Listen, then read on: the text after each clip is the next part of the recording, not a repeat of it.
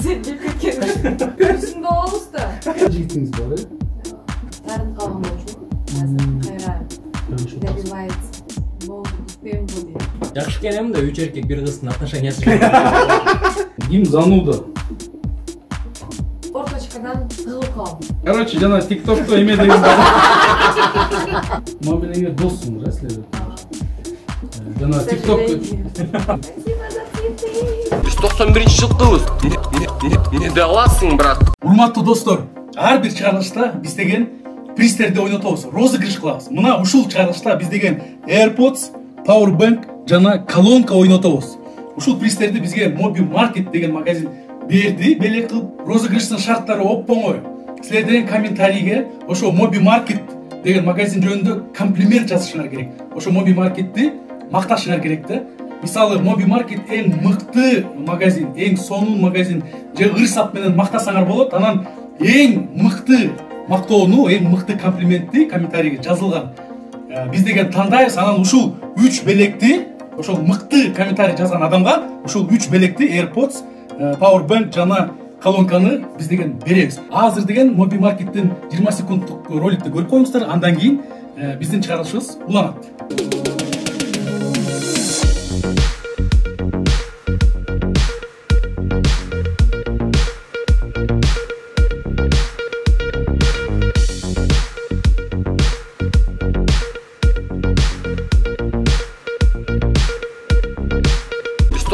Жылкыбыз. Мени да аласың, брат. Саламатсыңар урматтуу каналыбыздын көрүүчүлөрү. Бүгүн биздин Не дей аласыз долбоорубузда азыркы эң популярдуу Кошуланы тандабайт аттуу сериалыбыздын башкы каармандары Толгунай Арзыкеева жана Бектур Усенов. Кош келипсиз. Саламатсыңар. Кош келипсиз. Саламатсыңар. Бүгүн ковидный өтүп, нельзя тогда. Саламатсыңар. Биздин проекттин алып баруучулары менин шеригим жана ошол эле убакта менин досум Азамат Калдыбаев, бияктар көсүңөр. Жана мен сиздин кулуңуз Камчы Жума. Толгунай, Бектур, кош келипсиз биздин долбоорубузга. Ошентип Кошуна тандабайттын 3-сезондун 1-сериясы чыкты. Биз силерди чын жүрөктөн куттуктайбыз. Сыр болбосо, силер өзүңөр ошо 3-сезонду толук көрүп койдуңузбу? Көрдүңүзбү? Жок. Көрө элексизби? Азыр монтаж учуруп атат. 1-сериясын эле биз сел менен жок эле көрүп атабыз. Дем алыш күнү чыкканда биз дагы чыгып дем алыш күнү ошол. Эме деген жокпу мындай закрытый показ, фокус өзүңүз көрүп мындай бөлүшүп эмелер менен көргүбүз келет, аябай көргүбүз келет, бирок монтаж учурунда монтаж башка жерде болот да, биздин жумуштарыбыз башка жерде болот, анан шаарда мындай эле болот анан. Бирок сиз сценарий толук окугансыз, аягына чейин. Ошондо Жома драконду өлтүрөбү, аягын өлтүрөбү? Өлтүрөт. Кайсы дракон? Кайсы Жома так элесиң? Sen de kötü. Игра престолов айтасың. Негизи Бектур ошол сценарийди жазганда. Молодец. Окубай деп койсо одан. Көрбөй эле койсо. Жалгыз жаздың бе? Жок, жалгыз эмес, 3-4 бала алып чыгып алып анан. Чогуу. Жалгыз жашынып жазган жоксуз? Жок, жалгыз эмес. 3-4 бала сөз билбейт, аттарын да көрөт. Бир балдар менен эме, ушул өзүм сценарий жазып өзүм ойногон жакшы экен да, анткени именно ушул 2-сезондо байкасаңар, тамак жактарынан эгерде көргөн болсоңуздар, бир убакта плов жейбиз, бир убакта манты, шашлык жейбиз да. Ошондой убактарда мен өзүм болсо мындайнан готовят шашлыки, готовят манты деген сыяктуу жазып коебуз. Именно обед учурунда. Ошонун баарын жеп чыкканбыз анан. Ошол жагын эле жазгам мен, тамак жагын.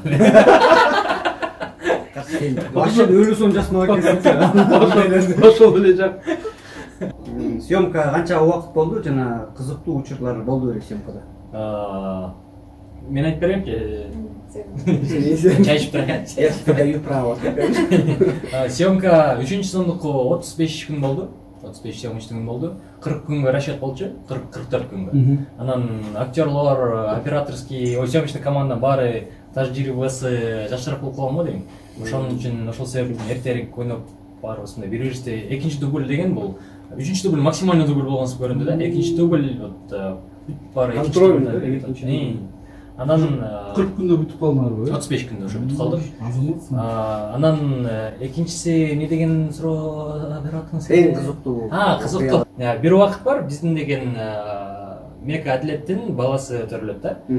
Экинчи сында төрөлгөн да. Анан үчүнчү сында болсо кээ бир убакта курчакты алып жүрөбүз, кээ бир убакта кичинекей баланы алып жүрөбүз. Анан кийин мен настоящий кичинекей баланы таап келишкен да. Анан кийин Настоящий цыган немелери Үстүндө болобуз да. настоящий настоящий эме балдар көчөдө толтурат заказ берип койсоңуз көчөдөн таап мейли андай эмес таап беришкен десем да албай калат экен чакырып келишкен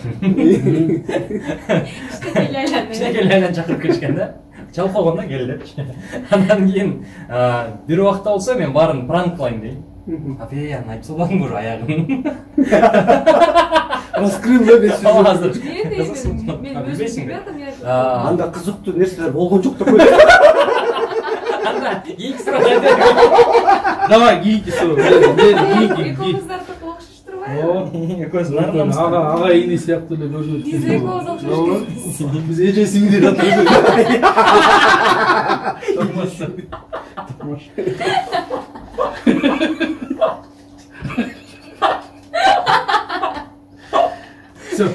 бул эже да иш мен билгенимче Бектур сенде сүйлөшкөн кызың бар же уже жокпу бар Ал кызыктуу суроолорго кирмек. сизде да жигитиңиз бар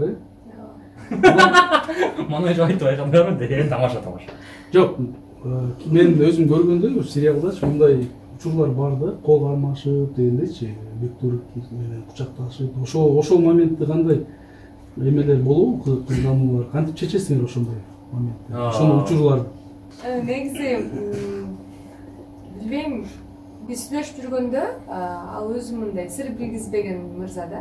Ичинден баарын ичине кармайт да. Өзүнүн сүйүп атканын деле айта албайт да. Анан балким ошондуктанбы, бирок мага ишенгендиктенби, мен дагы ошондой жооп кайтаргам. Бул деген актрисамын. Мен ошо алдап койдуңуз да. Алдап койдуңуз да. Нормально. Бул деген роль мен болбосо чын эле сезбеген чын эле сезим жок алдым мындайчы толмой жүрүп кетип кетеличи нормально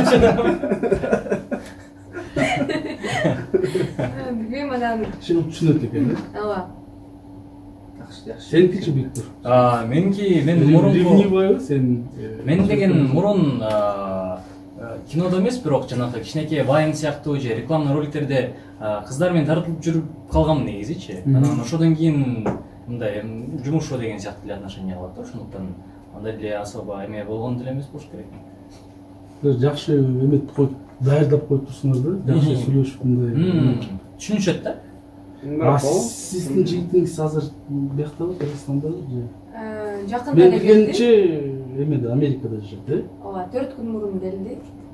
Азыр мындай сүйлөшүп атабыз. Негизи тарынып калган болчумун. Азыр кайра добивается. Дагы эле онлайн сүйлөшүп атат экен. 4 күндөн бери.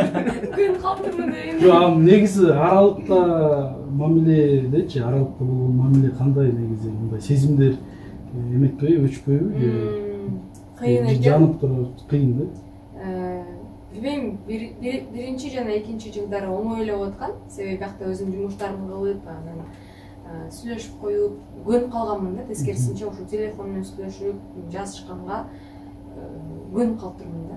Анан кийинки ошо акыркы 3-жыл аябай оор болду да, себеби мындай өзгөрүүлөр болду мен жактан. Башка кыздардын жүргөндөрүн көрүп, анан эмнеге мен сахнада чыкканда, ырдаганда мени укпайт. Же жанында эмес, балким мен арганда болуп турам. Достор менен аргандаймын, туугандар менен аргандаймын. iPhone сатып бербейт. Жок, андай жактан жакшы эле. Ошондой мындай тарыныштар болуп аткан да. Анан билем азыр келип кайрадан аракет кылып атат. Негизи бир жылда канча келчү эле бияка? Кээ бир учурда келбей деле калчу, кээ бир учурда бир жылда 2 жолу келип кетчү. Ушундай да. Пандемияга жараша бирок мен билбейм болду күтпейм го дейм. Эгер дагы аралыкта болсо себеби өзүмө ушул кыйын сөз бергендиктен эмес, уже эметип калдым да. Көнүп калдым. Соолуп калгандай да. Жок, это означает. Жок, это означает. Жок, аралык менен сүйлөшкүм келбейт деген белгиси да. Жанымда болсо экен депчи. Ошондой бир. Себеби 3 жыл, ё-моё, друзья. Ары жибери болду. Туура, негизи ар бир айымга внимание керек, туурабы? Орусча айтканда поддержка, колдоо керек да. Ансыз болбойт да. Анан биякта мисалы жашоо өтүп баратат, туурабы? Биякта Америкада да. Адам баласы өзгөрүп турат. Өзгөрүп турат. Бир адам жолугуп, ал менен сүйлөшсөң, бир күндүн ичинде дагы оюң дагы кадимкидей өзгөрөт. Ошо өзгөрүүнү көргөн адам. Негизи жакшы экен да 3 эркек бир кыздын отношениясы жок. Ошол үчүн Жигиттер негизи ушундай болот да. Жок, если мындай карасаң 3 жылдын ичинде даже 2 бийлик алмашып кетти бизде, туурабы? Если мындай карасаң. Мен чачымды 3 жолу алмаштырбадым. 3 жолу. Biz 91-ci жылдыбыз. Не даласың, брат? Ар бир өңүр 3төн ыретасыңар. Анан эмелерди кошобуз, цифраларды коштуруп, анан бияктан рейтингдерди жазабыз. Станоктор келгенде. Анти болбойт, ырытыш керек да. Кеттикпи? 3төн. Катурагы. Так. 9. 7 7. 9 7 23 6 12 7 19 Уттумо дейм рекорд. Biz 91-ci жылдыбыз. Не даласың, брат? Силердин сериалыңарда сиздин оюңузча өзүнүн каарманын мыкты ойногон актер болду беле? Ким болду конкретно? Да. Өзүнүн каарманын мыкты ойногон мен үчүн чын эле айтам. Чын эле айтыш керек. Чын эле айтып атам. Анткени деген сценарий кагаз учурунда мен сценарийни көргөм. Анан кийин ошо эме болот го, сценарий окуганда деген так, мындай ойнойт бул мындай ойнойт деп жана башкаларды көргөндө башкалар по-своему ойногон да. Именно Мээримдин каарманын мен ушул тоолун ойногондой точно ушундай эле элестеттим да. Сен ушуну азыр ойлоп жигиттин жөнүндө айтканда колуна жөнүндө айтты да ошончу андай мен колуна сонун ойнотуп кыздарга внимание поддержка керек. колуна буга чейин айтты беле сизге Бектур силердин оюңар жакшы сонун деп айтты беле. Все, значит, азыр ойлоп чыкпаптыр да. Чын айтайын түгү да. Анда силер жакшы көрүп. Сиздин оюңузчачы ким мындай нукора ойноп берди да? Өзүнүн эмесин ролун Мен бирок мага баардыгы дал келгендей да. Мен ушу Толгунайдын бир эмесин көргөм да, интернетте бир ролик кичеке кездеги ырдадыңыз, ошондо ырдап. Ошо жөнүндө айтып бересизби? Ошо эмне болгон, кайсы эмне болгон учур эле окуя же?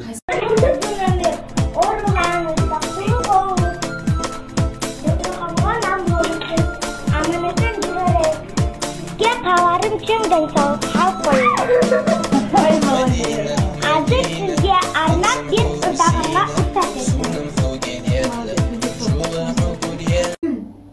Анда Канча жашта элеңиз? 6 жашка чейин Таласта өскөн болчумун, үйлөм жанында. Анан кийин Бишкекте окуйм деп өжөрлөнүп, шаарга өзүм жалгыз келе алгам да. Жездемдин үйүндө жашап. 7 жашында такат. Канча жашта? 7 жашта. Жөрү бул кыз болуп, анан эч ким жибергиси деле келген эмес. Алыс жашап чыкты. Анан ушундай скрипка ойногум келет, ырчоом мен көрөсүңөр деген мындай сөз берип туруп кеткен болчумун. Жөө. Рюкзак астына. Анан Бир колунда рюкзак, бир колунда өпкө. Өпкөнү таласка чыдап коюп. Тамаша. атам берген да ошондой. İçine salon. Негизи шоу бизнесте дух болбосо кыйын да, негизичи. Анткени хейтерлер бар, отура. Бектур деп болгон балдар бар. Кандай? Тамаша. Очень интересно. Вот здесь поподробнее. 3 мыкты заманбап жаш актер жана актриса. Заманбап? Өкмөрдүн Кыргызстанда, Кыргызстанда. Келиңиз. Актер мени кошмой жок, актриса.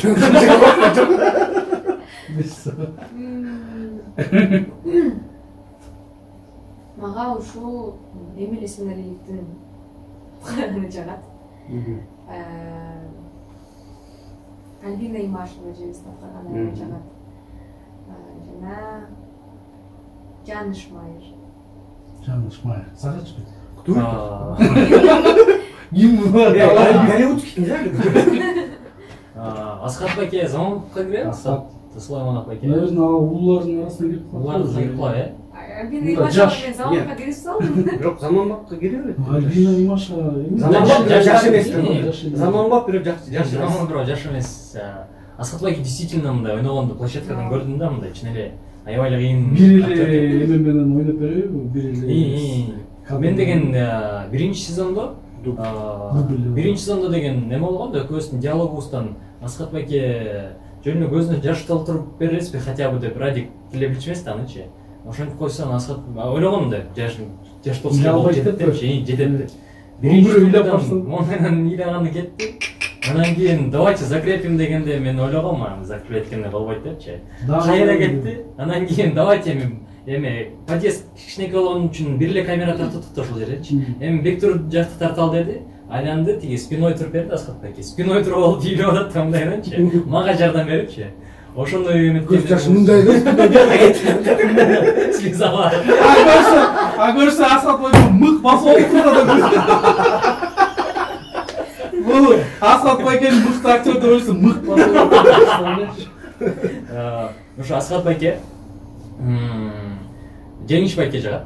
Майрамбек уулу Жеңиш Байке. Жеңиш Майер. Жок, Жеңиш Майрамбек уулу. Жеңиш. Бир тууганчтер ойногон Байке аябай жагат. Алда жакшы не. И Жаныш Майердин аткарган жагат мага. 3 мыкты вайнер. Азыр келиңиз. Толугуна. Мага мисалы үчүн Шума Байкенин аткарганы жагат. Вайн тапкандар көп лайк алат да. Лайкмен оценивать этесиң. Көп лайк, значит, бул адамдарга жагат экен деп. Тамаша. Шума Байкен айтсам болот. Сен вайн тартасың. Ооба, мен тартам. Сен айтып коюңбу? Айтып койчу мен. Доктор атын ким билет? Лайктар мага эле. Биз каяктабыз? Бектур Үсенов. 3 мыкты ырчы айым жана ырчы мырза. Кыргызстан. Да, Кыргызстанда. Биз ошо Кыргызстан эле эмедек да. Айымдардан Жидеш Идрисова, Гүлнур Сатылганова, Тамга. Мырзаларданчы? Мырзалардан Мирбек Атабеков, Улук Манап, анан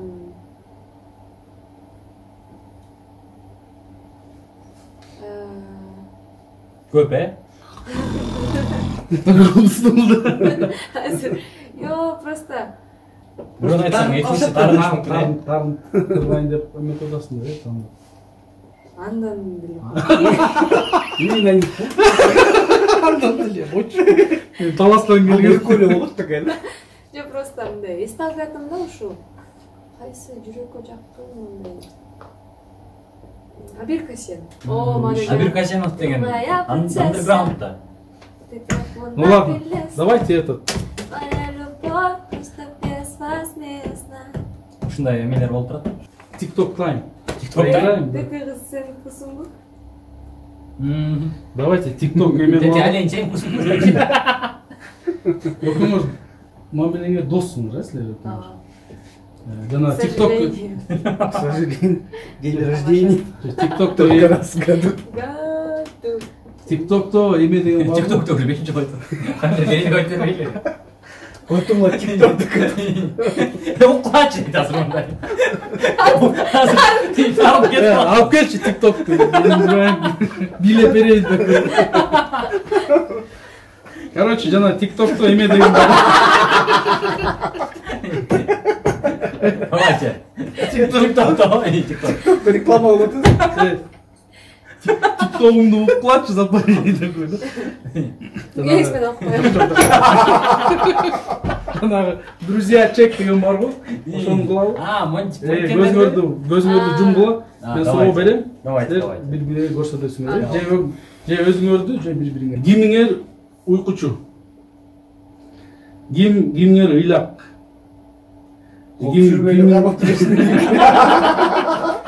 Кимиңер спортивныйраак, спортчу? Кимиңер подкаблучник? Кимиңер акчага зыкын? Не? Акчага Зыкын деген кандай? Катуу. Катуу да, жадный да, жадный. Жадный го? Жок. Жадный. Мында вообще эчки. Ладно, кимиңер акчага жадный. Эме деп сүйлөсөңүз, ким акчаны аябай мындай чогултканды билет депчи. Бул көзүң ачып эле айтерсиң. Айтерсиң керек. Давайте дубль. Жок, дальше кете беребиз, дальше. Хорошо. Ким акчаны чачат? Аябай чачып салат. Ким зануда? Кимиңер болбогон нерсени сатып ала берет кечке. Кимиңер телефондо көп отурат? Кимиңер хейтерлер менен урушат? Кимиңер сулуураак? Кимиңер страшный? Кимиңер күлкүлүү? Кимиңер акылдуураак? Кимиңер популярныйраак? Кимиңер алдамчы? Кимдин характери оор? И кимиңер дайыма кеч келет?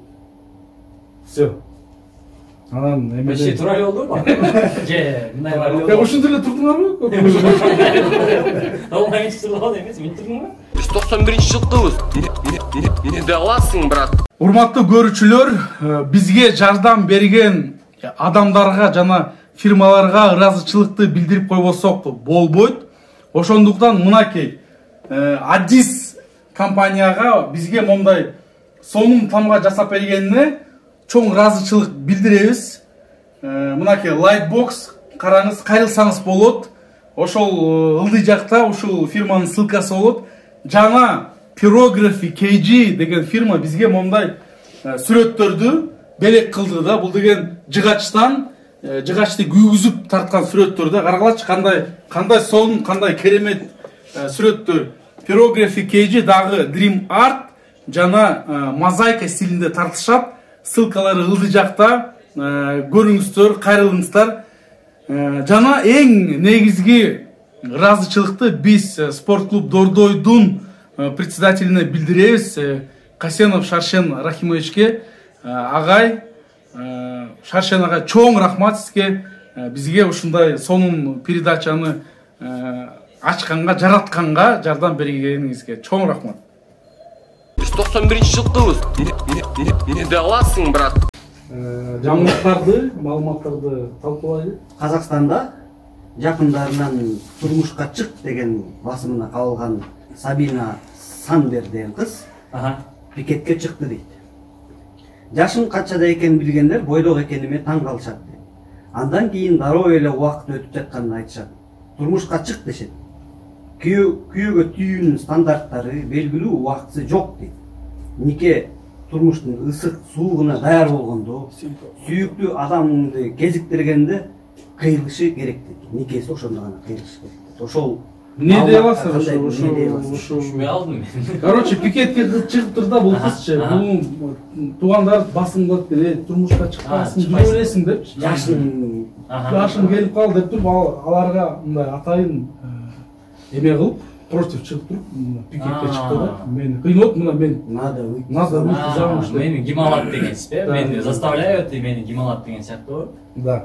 Мен ойлойм, ошо ар бир адам өзүнчө бир рух, өзүнчө бир адам да, личность.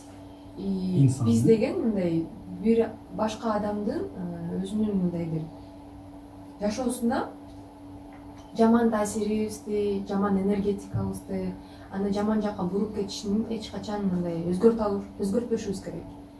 Анан бир нерсени дагы ошого навязывать этпеш керек да. Айрыкча биз кыздар мындай аябай ишенчек болобуз. Эгерде бизге азыр бирөө келип, азыр күйөөгө тийбесең, ден соолугуң бузулат экен, могу баба жакшы тий десе, ошол ден соолугуң деп мындай манипуляция менен кетип калышы мүмкүн да. Же эркектер болот, мисалы үчүн коркутуп туруп алгандай, же ар кандай мындай жагдайлар болуп калышы мүмкүн да. Ошол үчүн мен ойлойм, мындай эгерде ар бир адам өзүнүн гана ишин кыла берсе, башкаларга тийишпейчи, баары жакшы болот да. Мисалы үчүн биз деле азыр бул кызды талкуулаганыбыз, биз деген мындай жакшы жерин бергибиз келип атат да, телевизор чүгүргөчү. Биз жамандаган жерибиз жок да. Ошо мен сизди карап коеюнчу бир сыйрак.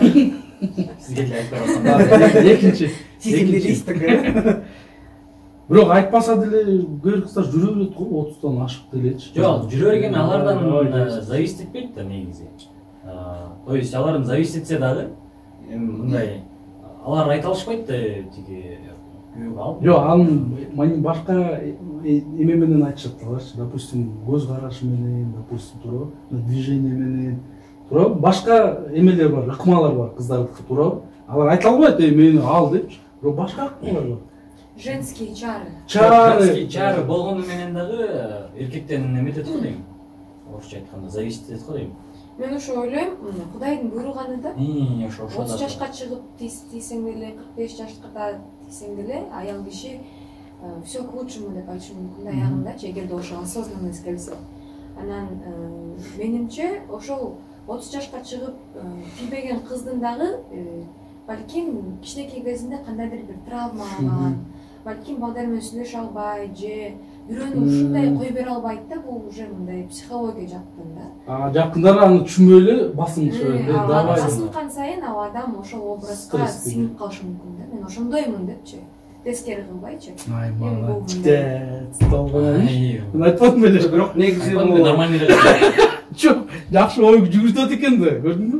Не только ырдайт, еще жакшы. Короче, дагы да 3 жыл жүрөп кетсин жана жигит менен.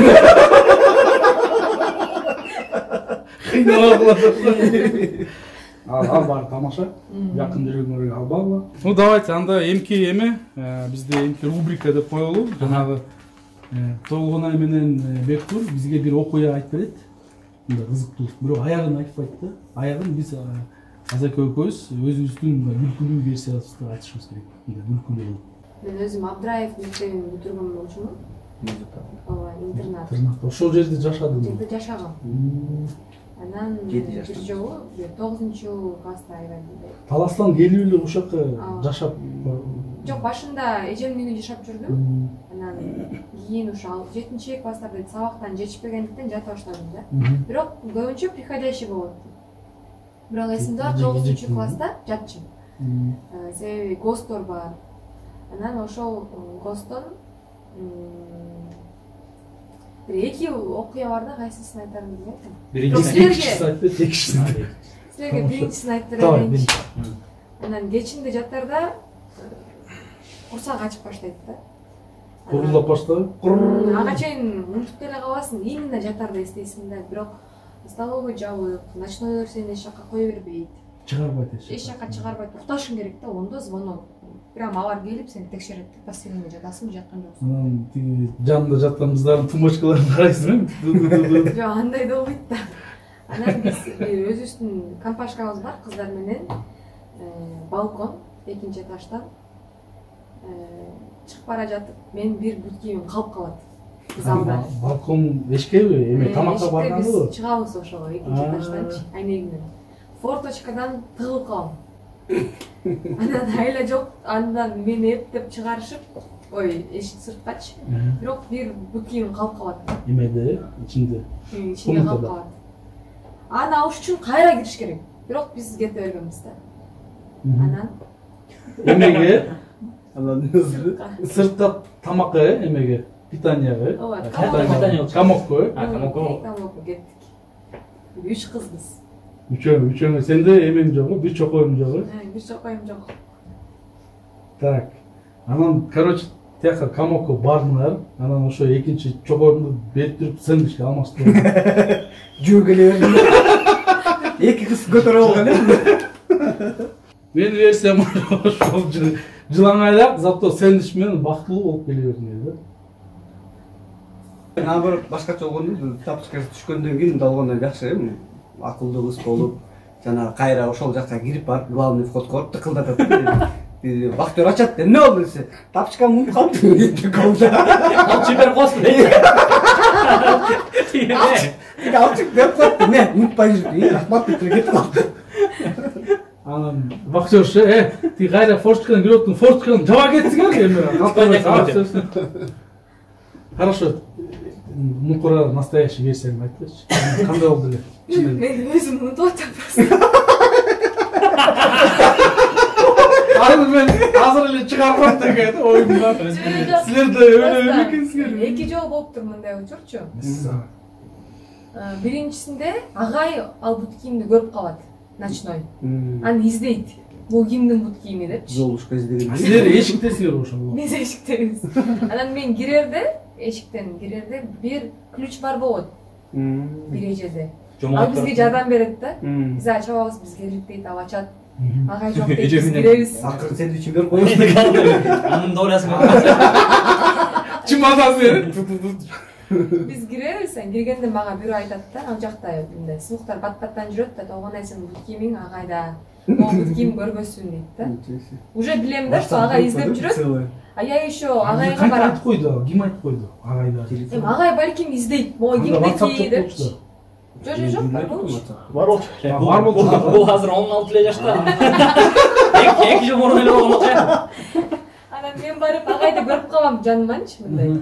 Көрүп калып, ай, эмне уктабай жүрөсүң деп анан колунан бут кийимди көрөм. Бирок мен уже домашний тапочкачамын. Агай, бул кимдин бут кийими дейм. Уже кирдиң беле комнатага. Доверияга кире алам да, ооба. Доверияга кире алам. Мына болсо, эй, билбейм кимдики экенин дейт. А мен болсо, келиңиз агай, мен өзүмдө таап берип коем ага дейт.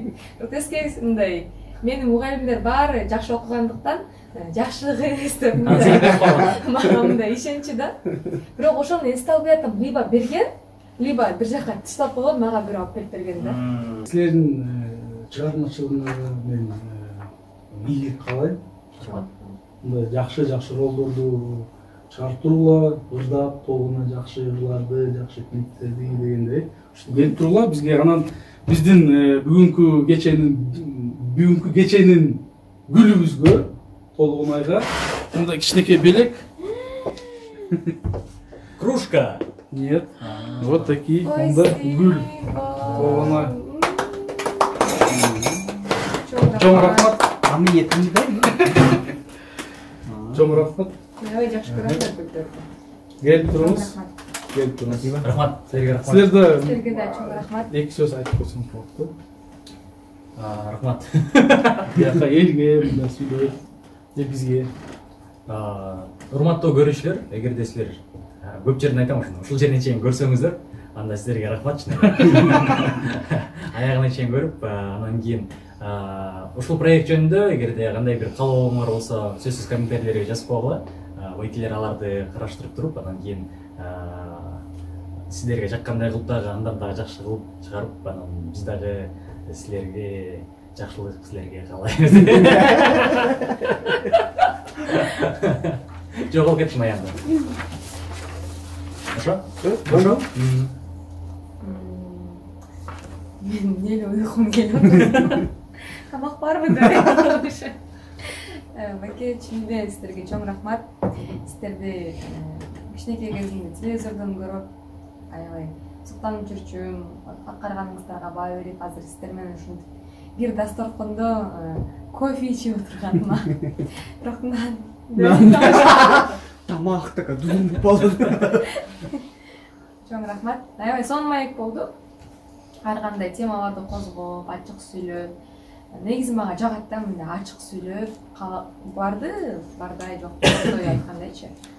Анан ишиңиздерге ийгилик, сиздерге дагы ар дайым ушинтип салымыңыздарды кошо бериңиздер, биз болсо сиздерди колдоп, бизди көргөн көрөрмандар дагы колдоп жүрө берсин. Жакшы экен. Опыт бар экен. Все. Рахмат. Еще раз. Спасибо.